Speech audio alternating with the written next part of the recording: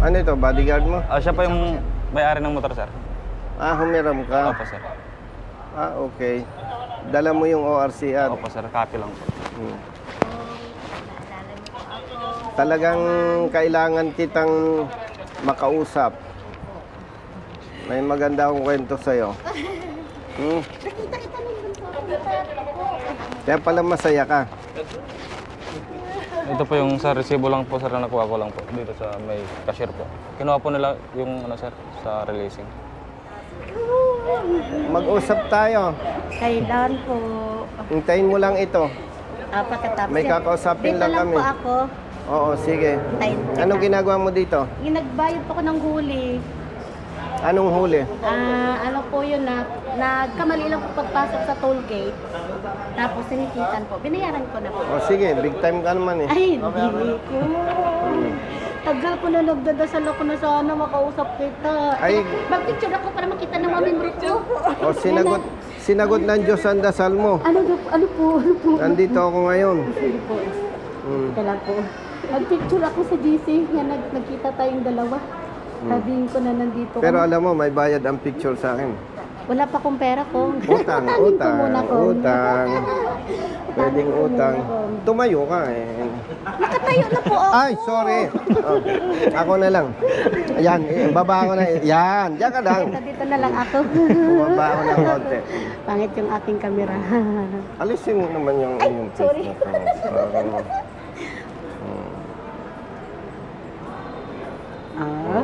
Thank you po. Sige. Piling artista, no? Siguro pang 10 ako mula kay Coco Martin, ano?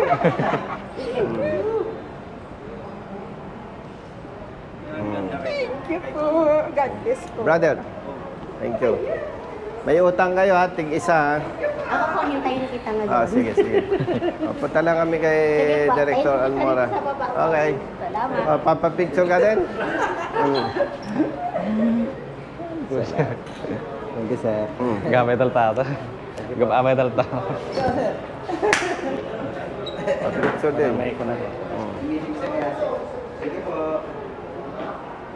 Okay. Thank you. Brothers. Hawakan mo. Opo, sir.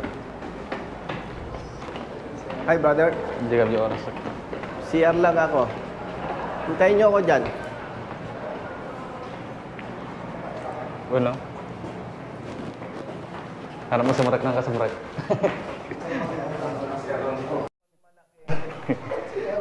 No?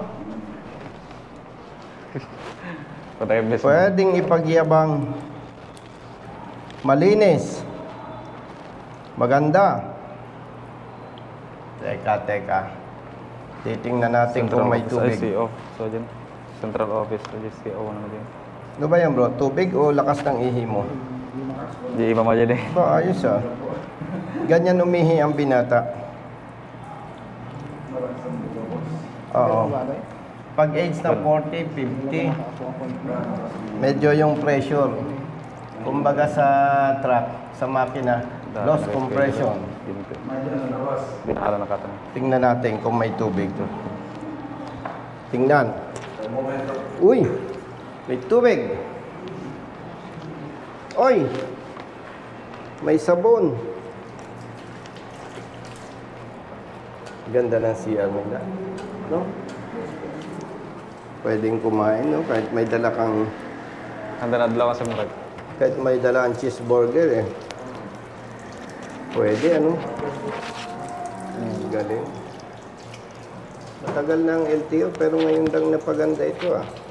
Ang galing ni Asik Bigor Mendoza. Uy, may dryer pa. Uy.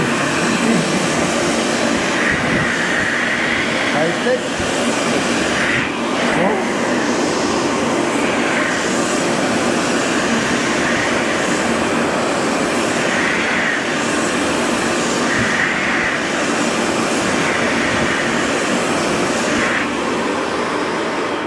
Sana gayahin ng PNP. Yes, sir. Ang PNP, ang sasama ng CR.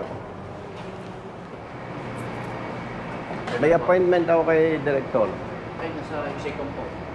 Executive Committee meeting. Well, so lang. Okay, so. Kapatid, ikaw yung enforcer? Ha? Ilan taon ka na sa LTO?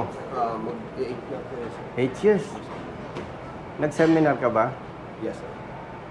Sinong nag-seminar sa'yo? Dito rin, sir, sa mga TSD.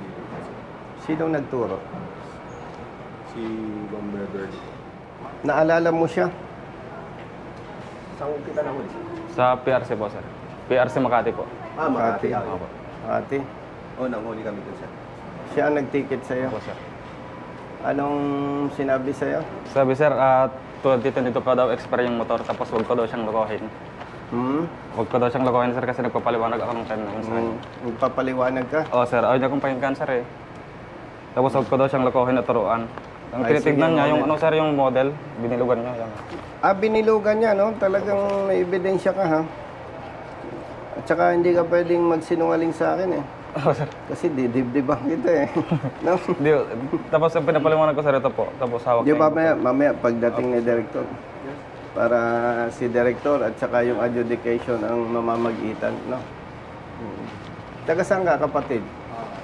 Ilocos po, sir. Ilocos? Yes. Okay. Pinatawag ka ni Director Almora. Yes, sir. Ang lisensya mo, good for 5 years na, no? Opo, sir. May programa ang LTO. Pag sa loob ng 5 taon, hindi ka nagkaroon ng violation, kapag nag-renew ka, ang ibibigay sa yung lisensya, good for 10 years. Sir, sir. Kaya pag hindi natin inayos yan, may problema ka. Thank you. Pangalawa, may demerits yan. Opo, sir. Hindi naman natin nape-perfecto ang buhay. No? Opo, sir. Hindi naman natin kayang ma-perfect. Kahit gusto mong umiwas sa violation. Eh, halimbawa, nagkaroon ka ng violation na hindi mo naman sinasadya. Magpapatong-patong ang demerits mo. Opo, sir.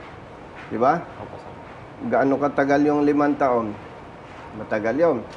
Pag hindi iniiwasan, nagkaroon ka pa ng violation, magkaka-demerits ka, marirevoke ang lisensya mo. Oh. Ay malaki ang equivalent demerits niya kasi unregistered vehicle. May kaakibat pa yan na reckless driving. Kaya dapat ma-clear. Opo, sir. Ba't mo naisipang magsumbong? Pero patulong ako, sir, kasi alam kong wala naman pong bali doon sa loob, sir. Kasi wala pang 1 taon yung motor, sir. Alam kong kompleto pa po.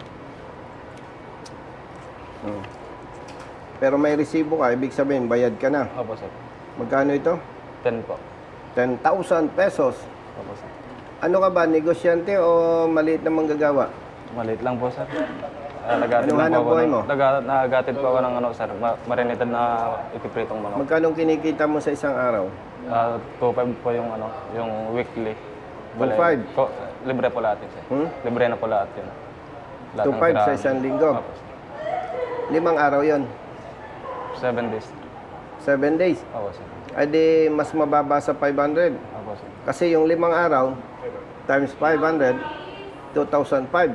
Opo, sir. Ay sabi mo, 7 days. Pero hapon naman po ako nag-start, sir. Mm-mm. Hanggang ano, alas 9 ganun. So kung 2,500, isang buwan mong hanap buhay yan. Opo, sir. Yung No. Isang... Binata ka ba? Opo, sir. Ay okay na rin. Binata naman pala, walang magugutom ng pamilya. Pero ano naman, sir, Tumutulong ka? tumutulong po ako sa, ano po, sir, sa mga magulang po. Tumutulong ka sa parents mo. Opo, sir. Ilan ang kapatid mo? Bali 6 po kami lahat, sir. Yung 3 po nag-aaral, sir. Taga saan ka ba? Cagayan Valley, sir. Cagayan Valley. Ilan taon yung kapatid mong bunso? Ano, sir, mga 12 years, 11 to 12, sir, siguro. Ako po yung pangalawa. Binata siya, yung 10,000, isang buwan niyang tatrabahuin. Parang kahit mali, parang okay na rin dahil binata. Ang problema, 5 kapatid niya at parents niya ang sinusuportahan niya. Ilan taon ka na? 26 po, sir. Wala kang planong mag-asawa? May jowa naman po ako, sir. May jowa ka? Maganda ba? December, sir. Mag-iingat ka. Maganda pala ang jowa mo eh. Ikaw, may jowa ka? Asawa. Pag maganda ang jowa, mag-iingat. Pero kung pangit, okay lang. Di ba? Ilan taon na kayo ng jowa mo? Magto 2 years pa lang po, sir. 2 years. Hindi pa siya nauntog. Ano nga na buhay niya? Sa ngayon, sir, wala pa po, sir. Pero, So, ayan. Ay, hindi talaga dapat siya mauntog, di ba? Nandiyan ba yung team leader mo? Wala. Tingnan mo nga kung nandiyan yung team leader mo. Sige.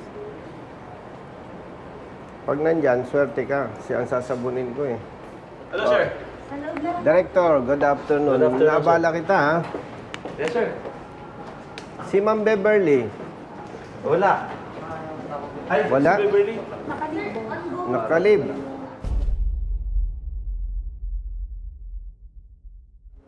Nakalib? Sino adjudicator natin, Director? Si Director Baltasar. Nandyan? Ano ko siya? Sigurado kang familiar siya sa rehistro? Registration? Huwag mo siyang iharap kung hindi siya familiar, magkakahiyaan tayo. Hindi, baka si ano na lang. Pero sila din naman nag-adjudicate, sir. Hindi, kailangan kapatid, yung familiar sa registration. Si Kathleen. Sir, si Director Esteban Baltasar. Maraming beses ko lang nakaharap si Director. Siya sa adjudication. Hindi, sir, sa enforcement. Sa law enforcement. Ikaw ang team leader, no? Hindi, siya yung division chief. Sa field enforcement. Mas, kung okay lang sa'yo, Director, mas komportable ako nakatayo. Masyadong Si Villegas. Nandyan ha. Ni-request ko, Director, yung team leader niya, samahan siya para, kumbaga sa boxing, magtulong na sila. Tinanong ko yung enforcer po natin, ilang taon na raw siya? 8 years na sa law enforcement. Villegas. Tinanong ko, Director, kung siya ay nag-seminar daw. Sino ang nagturo? Si Ma'am Beverly. Ay kaya ni-request ko sana, kaya lang nakalib. Para hindi masayang ang oras natin, with respect sa iyo, Director, ako na lang magkukwento kasi may ebidensya naman. Si Ryder nahuli ng enforcer natin, Mr. Villegas. At according to him, binilugan ni Mr. Villegas yung year model 2022. Brother, may bilog dito yung year model eh. Yes po, sir. Ikaw nga ang nagbilog. Yes po. At ang sabi sa kanya, expired na yung iyong rehistro kasi 2022. Ang Certificate of Registration, March 8, 2023. Ang official receipt niya, March 8, 2023. Okay. And then,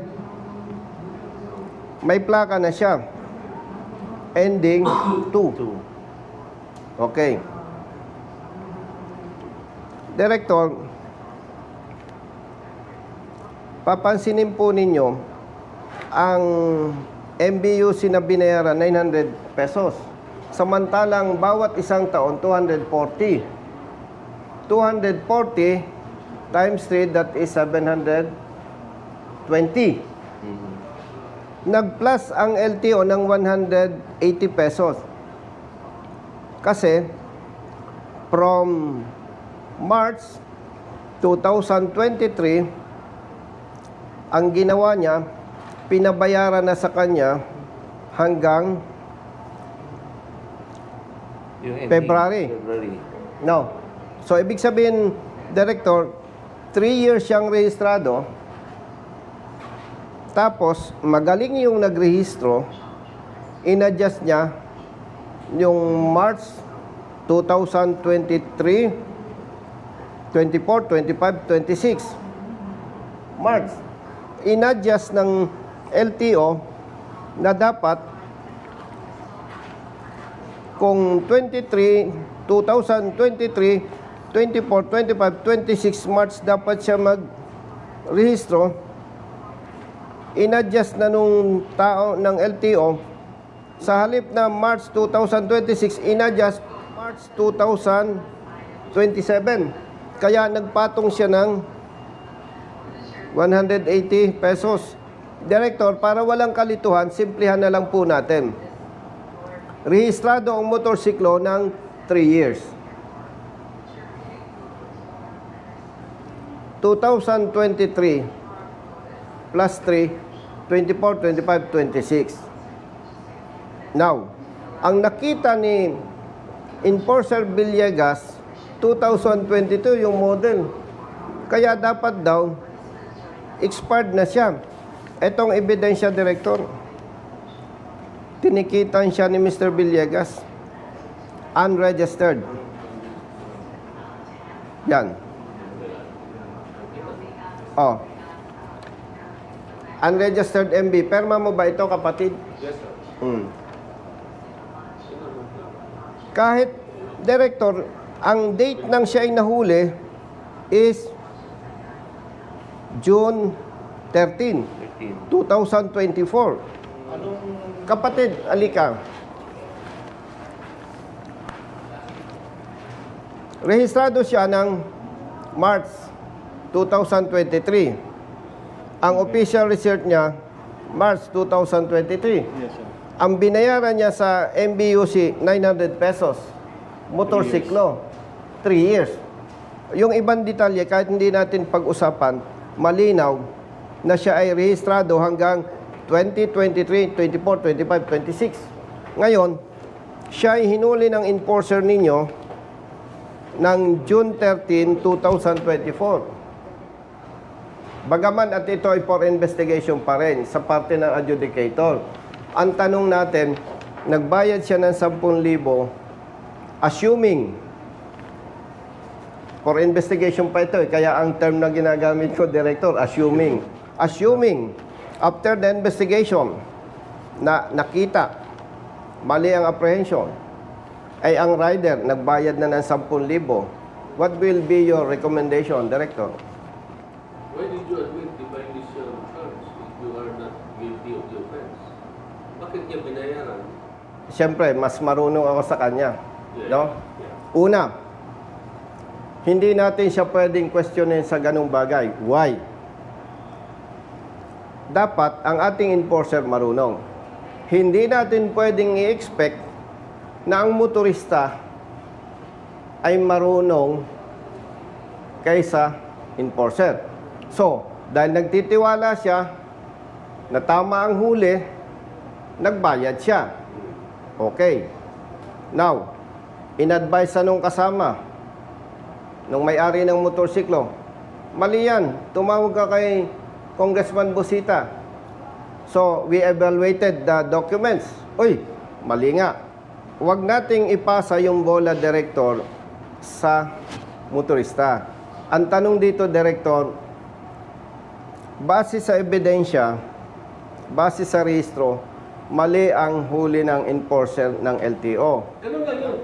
Now, in this case of our friend, the driver was apprehended by the law enforcer, hindi siya nag-contest.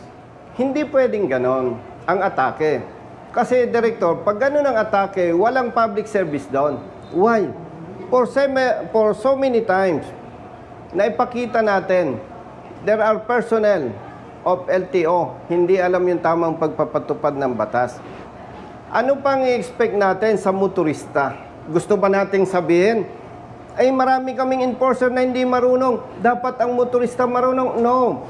Ang usapin na lang dito, Director, simplihan natin sa ngalan ng public service, tama o mali ang huli? Ganito, the law enforcer, just like you when you're still in the highway patrol group, in the performance of your duty, you enjoy the presumption of regularity in the performance of duty.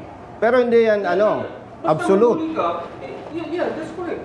Hindi yan absolute. That Presumption of, lang. Regularity in the performance of duty is a presumption. Presumption. Now, who will rebut that presumption now? Yes, that's why, kaya nandito kami. maging patas tayo in the name of service, Director. Kung yung enforcer natin hindi marunong, what can we expect from the motorist? Now, meron tayong advokasya. Dumulog sa opisina. And we evaluated the documents. And we found out na mali nga ang panguhuli. So, wag na natin pahabain, Director. Simplihan na lang natin. Sa ngalan ng public service, mali ang huli. Ngayon, nagbayad siya ng 10,000. There is now a protest after the case was settled and paid and fine paid. So, ngayon, titingnan natin ngayon kung tama ba yung apprehension. Exactly. That is now your point, Congressman, that we will look now into the question whether or not the apprehension is correct. But insofar as the adjudication is concerned, since the apprehended driver did not contest the apprehension, instead, he admitted the offense charge. Huwag tayo doon, Director. Considering na nagbayad, you presume na ina-admit niya. Ang sinasabi ko nga, Director, kung ang enforcers ninyo, even the stick officers, marami ko nang napatunayan, hindi marunong magpatupad ng batas, what can we expect from the motorist? Now, kalimutan na natin yung issue na yon. What is the remedy? What is the Ngayon, remedy? kaya ni-request ko kay Director, iharap yung competent personnel. Kasi, hindi ko i-advise sa kanya na mag-file ka ng contest, attend ka ng hearing, balik ka, dahil sa current system ng LTO, Director, absent siya sa trabaho, attend siya hearing, absent siya for the resolution, after you find out na mali ang apprehension, cancel ang huli. Eh di, yung absences niya sa trabaho, hindi naman binabayaran. O, bakit ko i-advise na mag-contest pa? Ngayon pa lang, sa ngalan ng public service, we can easily determine na mali ang apprehension. Bakit natin paikot-ikutin pa? Ay may ebidensya na. Gusto ko, i-verify nyo ngayon to. Kung narehistro siya ng 2,000, kasi siyempre, Xerox lang ito, Director. O, verify nyo kung totoo, rehistrado. Assuming you found out mali ang apprehension, anong magiging recommendation nyo for the 10,000 pesos of the motorist? Ako, Sa ngalan ng public service, on my part, kung ako ang tatanungin mo, Congressman, since he admitted the offense charge, no, huwag ganun. Director, with all due respect, huwag natin sabing since he admitted. Kasi ang punto dito, public service. Huwag na natin pag-usapan kung admitted, whatever. Ang pag-usapan natin, mali ang apprehension. Congressman, pag sa Congress ako, contempt na ako. Kung doon ako sa committee mo, contempt na ako. Oo. Ay, wala tayo sa Kongreso. Director, ang pag-usapan natin, public service. I know, Congressman. Naintindihan po ba ninyo? Congressman. Huwag na nating pag-usapan yung ibang anggulo. Ang usapin lang, mali ang huli. Paano ngayon yung 10,000 ni rider na isang buwan niyang ipapaghanap buhay? Pag mali ka talaga, how many cases I have dismissed there, Congressman? Excuse me, Director. Ang sinasabi ko nga, sa ebidensya ngayon, kaya na nating sabing mali ang huli. Pero pag ganyan ang stand mo, Director, nire-respeto naman kita. Pero ang nararamdaman ko, kung ganyan ang posisyon ng LTO, walang public service dyan. Kasi dito pa lang sa ebidensya, makikita na natin mali ang huli. Ganito na lang para hindi masayang ang oras natin pare-pareho. On behalf of the motorcycle owner, kung ako lang ang magsasalita, 100% mali na apprehension. Pero wala ako sa posisyon dahil Xerox ang hawak ko. Ang gusto lang naming i-demand ngayon, i-check ninyo, makita natin, mali talaga ang apprehension. Okay, Congressman, huwag din ako mag-appear anywhere in your committee, ha? Huwag na ako mag-appear doon, baka makonfirm. Baka bawian ko ito. Hindi, baka bawian ko siya doon eh. Di ba, I'm listening ko, hindi, I'm also formulating a course of action. Doon sa, kasi, okay, yung sabi mo, you are expecting us to do an investigation. We Yes. will do that. And we will also consider, find out Kasi nga, as far as dito sa Adjudication. hindi na niya ma-reverse yung pagbayad niya. But there might be some accounting way, pero it will take time. Yes, I agree. It will take time. Maybe 1 year, 2 years. Yes, to Para maklaim yung Balik-balik yun. 10,000. Online. Hindi, okay. So, Anong verification result? 3 years. O, 3 years. 2026. Hindi siya March or August. Okay. Oh. So, 3 years siya. 3 years siyang rehistrado, brother, enforcer, 3 years siya. Definitely, as per verification of the concerned staff, na ito ay rehistrado ng 3 years, mali ang apprehension. Alam natin, pag naipasok sa kaba ng bayan, hindi katulad yan sa restaurant. Pag napasobrang bayad mo, withdraw mo na. Tama po ba? Yes, sir. Ngayon, bilang advokasya ito, hindi ko ito i-sacrifice. Babayaran ko ito ng 10,000. Isa lang ang request ko. Imbestigahan nyo, and we expect corresponding administrative sanction against your enforcer. Kasi, kaya ang mga enforcers, even police personnel, police officers, local enforcers, district officers, kaya malalakas ang loob gumawa ng mali eh. Cancel lang naman ang huli. Wala man namang administrative sanction. Brother Jerry, bigay mo yung 10,000 niya. And by the way, director, Yes. number 1, please address immediately cancellation of apprehension kasi may equivalent demerits ito. And hindi siya makakwalify for 10 years validity ng lisensya. Iyan natin to. Then, yung demerits siya yung isang importante na kailangan. Yung demerits niya sa system. I-ano namin to na pagka tinanggal namin yung demerits, makikita mo sa records mo. Kasi para maano natin, tatawagan ko si Congressman, sabihin ko na, Kong, natanggal na. Deleted na. Deleted na. So, tignan mo yung, alam mo na yung mag-ano doon? Ano sa account mo? Kasi doon sa Hindi, huwag mo nang palaki ang problema niya. Focus na lang siya sa hanap buhay. After 5 years, magre-renew siya. Hindi siya Wala na. entitled sa 10 years. Babalikan kita. sigurado yun. Okay. So, deletion and demerit. Okay na yan. Tapos na Conduct yan. investigation and Investigation and administrative enforce the- sanction. Okay. Yung 10,000 Yung 10,000 on how to follow later. Yes. Okay na tayo. Okay, Kong.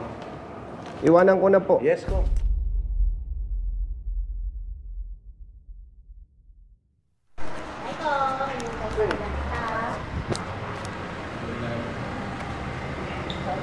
Balikan ko lang yung issue mo. Yung mga na-impound, may provisional authority yun. May decision po kami, lahat. Pero in-impound. In-impound. Sa kanila po galing ang decision ko. Tapos, binigyan nila kami ng prangkisa ng premium taxi, pero hindi po nila kami binigyan kung paano namin pamasada. Tapos, sinabi nila, si Delgra pa nung time na yon. Hindi, ganito na lang. No? May problema din yung kaibigan ko. Parehas kami. Nasa akin na yung papers na. Okay. Hindi na tayo makikipag-usap sa kanila. Magsasampa tayo ng kaso. Opo. Tapos kahapon kong nag-upo na ako sa sa Sandigan Bayan. Nag-hearing kami ni Executive Director sa Sandigan Bayan. Tapos babalik po ako sa Martis. Lumalaban naman po ako. Laban lang. No, kita ko Kasi- naman matapang ka, basta tama. Ayan, Kasi po kung hindi po ako lalaban sa kanila, lugmok po ako.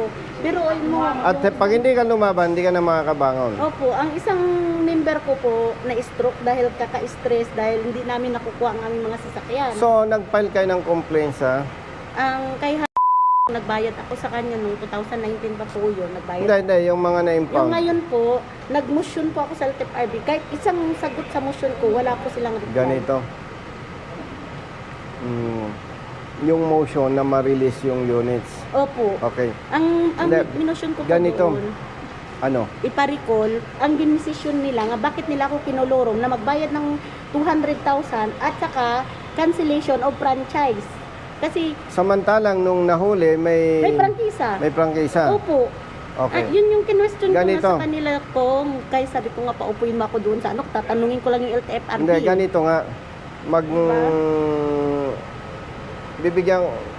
Bibigyan ko ng attention yan, priority ko. Salamat ko. Lalaban natin. Kasi sa Kasama nun sa kanya, ano? yung sa kanya po, ano yan, nagbiyahe, tapos sa Nung time ng COVID, Oh. Inano po doon to kinunuron sa Bicol. Pero andito na po kay Kay Asik Asik. yung ano daw po, hindi pa, matagal na po eh. Matagal na, hindi pa Sasakyan namin, lumalabas. Ano lang, andyan na daw kay May Asik. extra ka bang kopya nito? Wala nga po eh. Dalhin mo na lang. Taga saan ka ba? Dito lang po sa Cubao. Brother Jerry, magkuha nga kayo ng number nito. Binigay ko na yung number ng sekretary mo ko. Magdala ka nga ng kopya sa office. Binigay ko na po yung number ni Ellen. Mag-usap nga kayo, magsabay na lang kayo. Kung At kailan yung po. ihanda ko yung abogado ko. Opo, gusto ko na lang lumaban kasi yung Wala nang pakiusapan, kaso na. danyos, yung ano, Oo. sobrang hirap na kasi. Biruin mo kung nakiusap ako sa kanila na bakit nila ako binigyan ng order na kolorom na may desisyon. Pangalawa, ano yung pagka-identify nila ng kolorom at hindi kolorom? Bakit ganun pa rin yung aking kaso? Tapos, Naintindihan kita. 200,000. Tapos, cancellation of franchise, pinatay na nila kami. 150 units yung member ko. Mm. Ang sa akin, 30 piraso. Baon ako sa utang sa bangko. Hindi, naintindihan kita. Hindi, naintindihan kita. Kaya nga, ang gagawin natin, hindi na ito pakiusapan. Opo, hindi na po. Lalaban po Yung ako. bangis ng batas ang gagamitin natin. Opo, sige po. Isama mo siya. Kailan po? May number ka naman ng secretary ko, ano? Opo.